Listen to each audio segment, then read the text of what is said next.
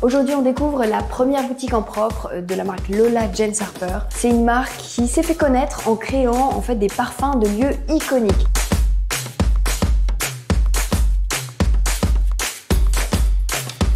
Peut-être que vous ne connaissez pas encore la marque, mais vous connaissez peut-être ses odeurs, ses senteurs, ses créations. Par exemple, pour ceux qui ont eu la chance d'aller chez Colette à l'époque où ça existait, ben voilà, l'odeur chez Colette, eh bien c'était celle créée par Lola Jens Harper. On peut retrouver aussi, c'est assez amusant, des parfums qui s'inspirent de studios d'enregistrement de rock, de magasins de vinyle. Ce qui est génial, c'est qu'on est comme des enfants, on a envie de tout sentir. Toutes les références sont des lieux dans lesquels on peut se projeter chacun. Waouh, on est dans une salle de billard. Un jour de pluie au Lake District. Celui-là, il est très amusant. C'est inspiré du jardin des Tuileries pendant la fête foraine.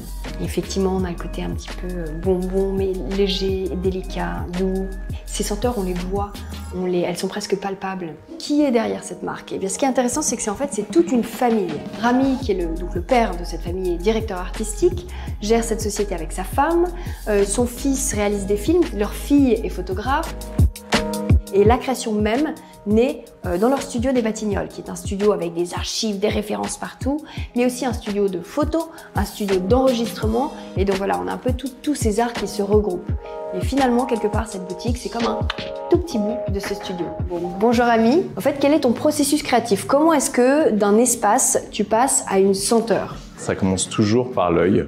La base, pour moi, c'est l'harmonie, c'est pas la créativité. Je vais juste, magnifier et accepter et profiter de ce lieu. Ce lieu existe, les gens l'aiment, et donc je viens juste récupérer les éléments qui font que ce lieu peut sentir quelque chose.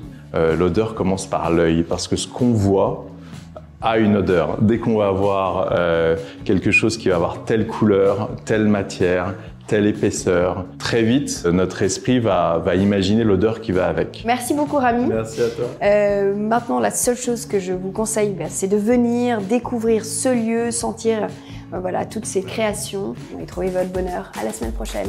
Merci. Merci.